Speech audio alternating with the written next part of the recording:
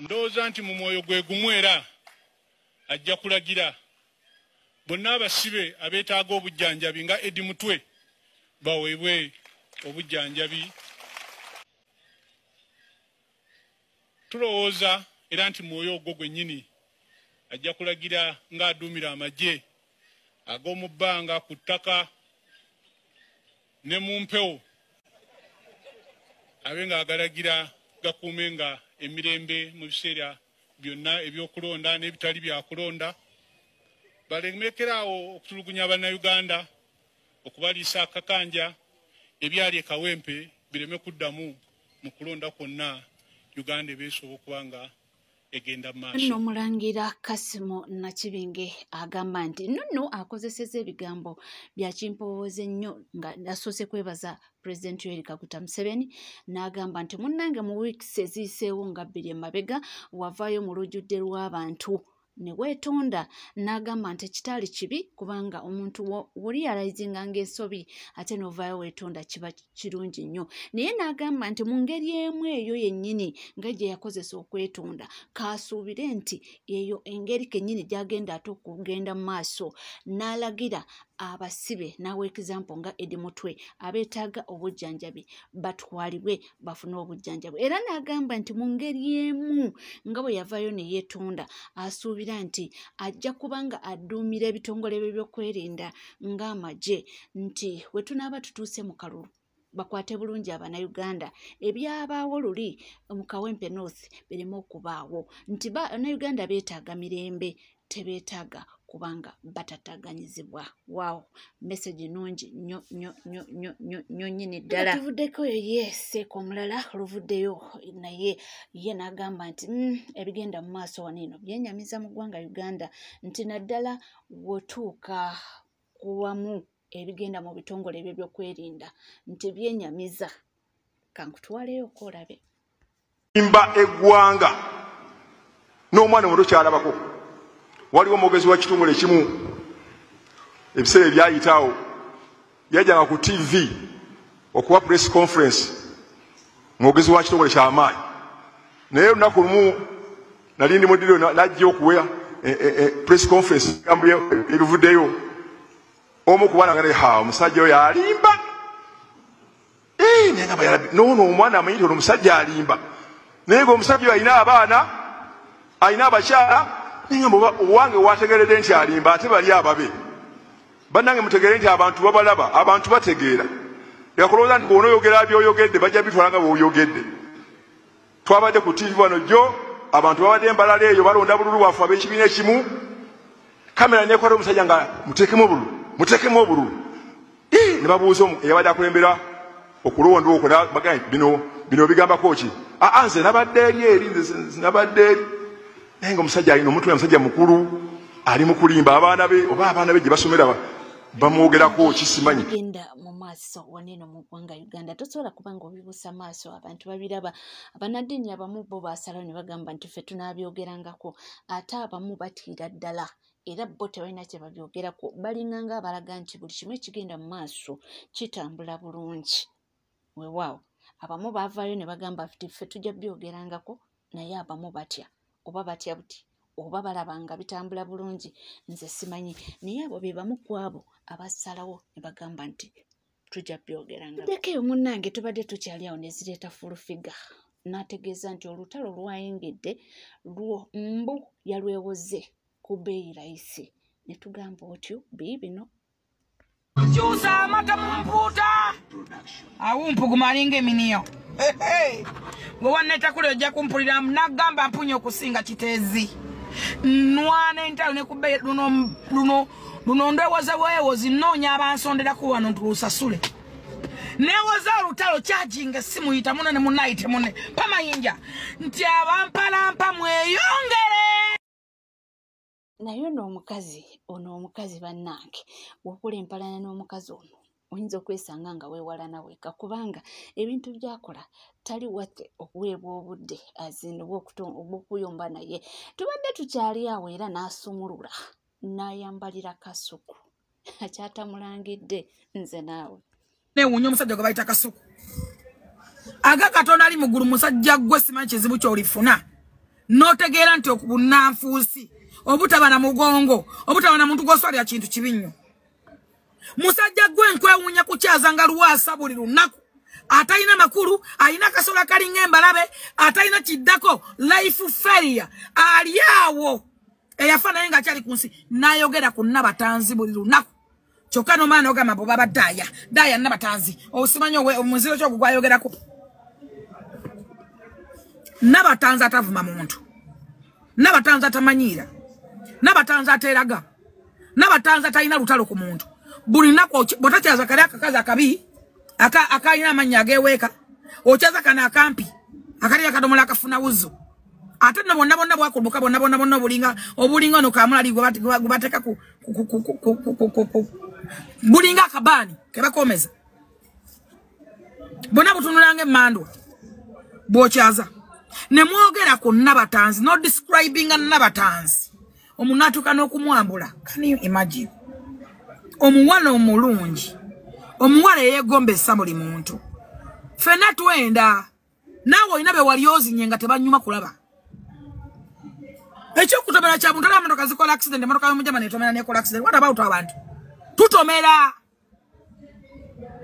ekyokutomera kya muntu tujje ku bakazi bali oyagadde naawe batunulanga enkongolo twogere bozina bunaku wano musula malwa jinga mafuru kutambikaze ebiringa limbo ebinene bina amatako ganagabu mbuluku galinga ebiswa obusolo muzina bwa sente muzinya bakazi abakadde bonna bana musula malodi nafe tubakwe ebifaananyi tubiteekeyo kiki ekibogeza nga ku Nabatanzi okumuswazanga topic ya Nabatanzi tuwaayo time lwotugamba topic ya Nabatanzi erikomo wana ne mumuvaako olaba osobola okugamba nti Nabatanzi ayambala akabina notwa n'omuntu agamba nti Nabatanzi ayambala akabina kati Nabatanzi akali kungulu we kati akali ng'ensesejjere we kati akalina n'omubiri gwe gulabika mwani gwe musuwalira ani gwe mulilekera emirembe mu nsi obusirusiru mwabufula content nga mukosa abantu abalala Nabatanzi singa ayina baana essaawa zonna Nabatanzi omusajja gwayagala bw'amaanyi mu ggwanga munene ku batopu abasembe waggulu bajenerali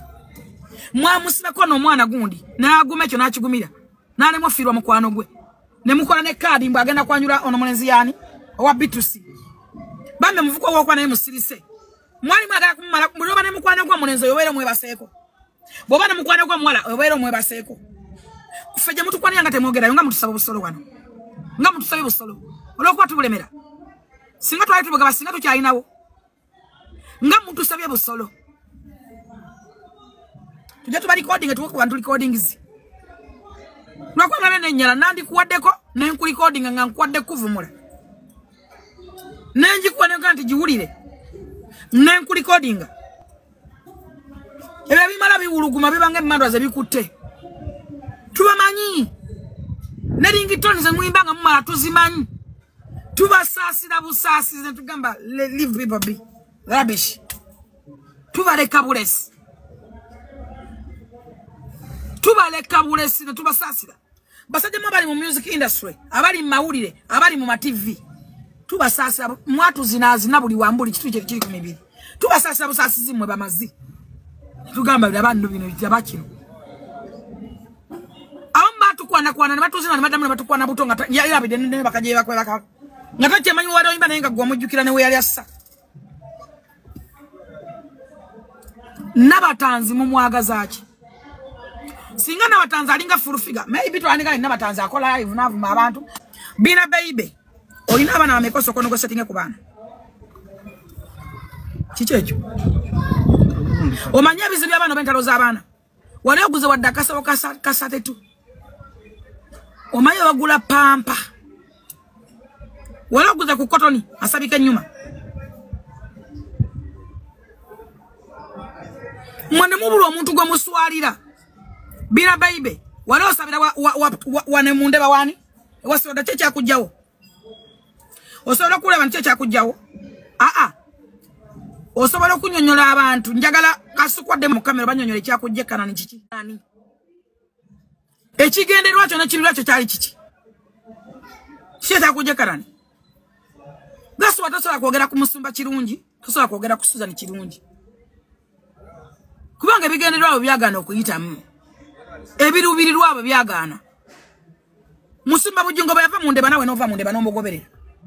Gwe ine birubiru wawe byagana okukola. Osobola mwogerako bulungi. Engeri gye nkuwa ekitiibwa saagala kuyingira. Katonda abata yasobola kukwanukula. Bantu be Katonda aganye okubaanukula. Okubajjako obuli mwe mulina ku mitima. Lwa mitima mibi gye muyina. Toba Katonda aganye okubaanukula. Katonda yanukula abantu akubanga akebera mitima. Obadde osobola kwogera kusula bulungi. Abantu bana bamutunuzaamu kamera bali bakozi ba Bujingo. Abala bakolanga ku radio, abala ku TV bamala kwewola sente ne badduka ne sente. Nakati company babandi. Basobola mwogerako ye lwaki bamutunuzaamu kamera. Kasuku yefula mukwano gw'Abajingo talina mukwano talina muntu gwaswalira. Si buli mboozi gy'ate ogenda gyogerako nabadde sigenda nakwogera ku busumba Bujingo. Bina bebe yandese kwogera. Nale njagala biyite. Kubanga mwenna enjiri mwagitegedde. Era ababadde Kanani bamanyi enjiri entuufu gye badde ayogera. N'okutuukako ne ku baana be ate yayogedde ku baana be. Guli musaayi gwe ne bali genda wa. Ne bali laga wa ne bali fa ne bali zika mutaka bajja bazika nga baana be. Bali bazika nga baana be. Lwaki temwagala oyo omwana omukulu yarumba musumba amukube ne munnamawulire. Ngate mwogerako. Yagenda ku Soloti ne munnamawulire. Bakwe musumba. Nga yagala musumba amukube ko bamukwata amawulire bamugatune ntina bamukubi. Ebyo ngate mbyoga tembimanyi. Sige malabozi ge mwata ngabagamba mufulume wano. Amaka gonna nagana n'amaka g'abagagga basinga Bujingo gayina okusomoozebwa. Olaba ag'abavuge gayina ebizibu. Olaba ag'abavuge gayina okusomoozebwa. Olwokuba bo balokole mwagala mubattire mu katu. Kubanga balokole. Mumpe wano omusumba kyalina omukazi gwe yasooka naye lwaki babavaako. N'abasumba aboogera ku Bujingo bali ku bakazi abala bali amatako.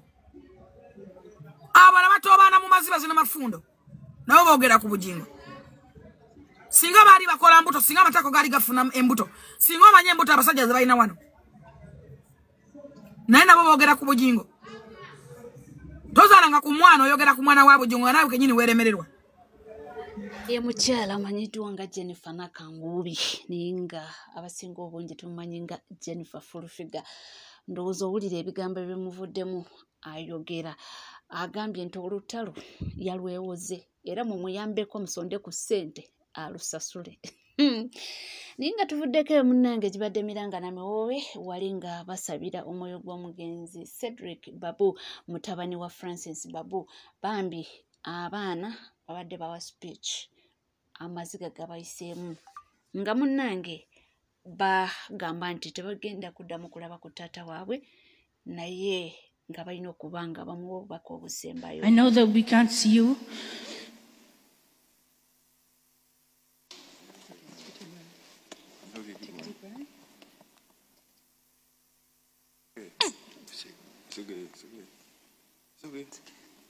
You read this poem?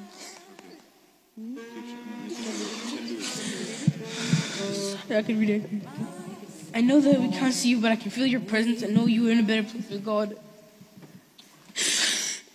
I will never forget what you did for us and our family. We will miss you forever. Rest easy, Dad. Love you loads.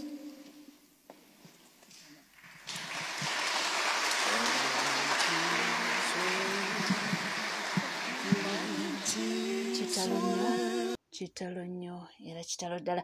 Ate ye taata w'omugenzi omukulu Francis Babu olwasitusa okwogera ne yeebaza abantu bonna abamubeereddewo abafiisiza obudde bwabwe ne bajja bamuwerekereko okusabira omwoyo gw'omutabani we. Siyinza butavaana nga soogedde olulimi lwaffe tujja kulabika bulungi. Neeyanzege mwenna abazze wano mu lutikko okumuwerekera mutabani wange ng'agenda. Neeyanzege mwebale nnyo okumulaga omukwano ate omukwano ogwo Katonda yagumuwa naye abadde ayagala emikwano. Abadde ayagala nnyo abantu ate ng'alina n'ekisa.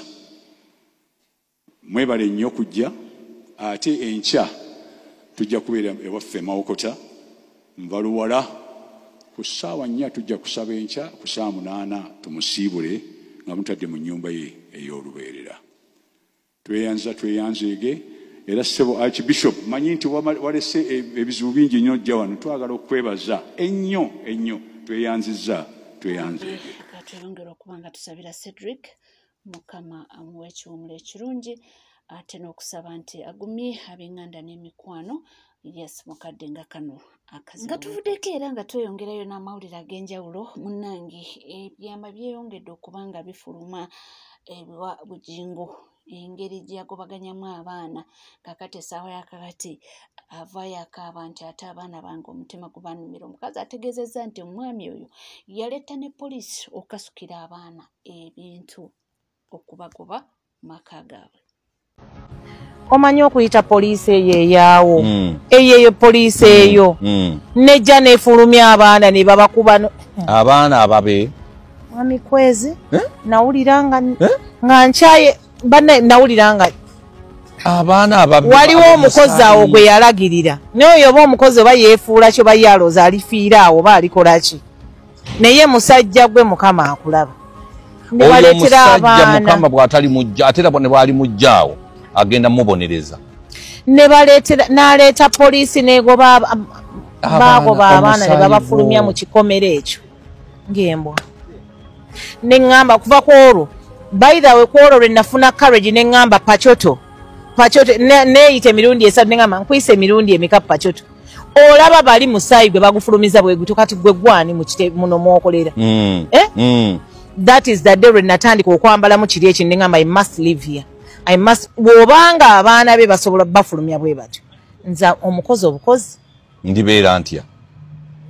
How are they going to chase me from here? Nawulira ennaku nawe ennaku naye lwakuba nti taata yakwanya omukazi omulala yemu abakazi njagala kwogera kino nga kigenderya abakazi bonna mbu lwakuba omusajja yakwagadde oba wayagadde musajja wa munno ng'omanyi ayina abaana yo naki lwaki osooka mujja ku laavu y'abaana be lwaki tosobola mwagala nga eri ne famire eri nayo gyeri kiva ku basajja ffe kennyini nedda ate nange nsobola okuteekawo embeera nze kati nkubuulira enzoza nze bwe natuuka because I know kyemba nkoze si kituufu mba siina yingirira eri famire. Ebyo nga bw'obiwulira oyo omukyalo oyo kamwa kwogera yakolanga awo ku Salt kwegamba ku media za gundi za Bugingo Salt TV Salt Radio era wulidde ayogedde nti baalagira omu mukozi kwabo munda omu ne baleeta poliisi ne bagobaganya abaana abo abaana essaawa yakakati Pastor Bugingo baali mugamba nti omutima gunnumira abaana bange kakati ndowooza oba oli awo ayinza okuba alaba ebbanga lyekulungudde yali amanye nti kagenda okuwasa Susan Makula ajja kutuuka oba oli awo bazaalirewo bafune abaana era tekikugjaako bali abakulu ate nga mama waabwe yakulidde mu bintu ebyo kwegamba nga mulwanye naye okubanga mukola ebintu ebyo kutuuka awo okitegeera. So omukyala wuyo ayogedde n'agamba mbu era mbu ze zimu ku nsonga ezaamuviirako naye kwekuba omutima n'agamba munnange wano oba olina okwetegula ekibambulira nti bw'obanga bagobaganya abaana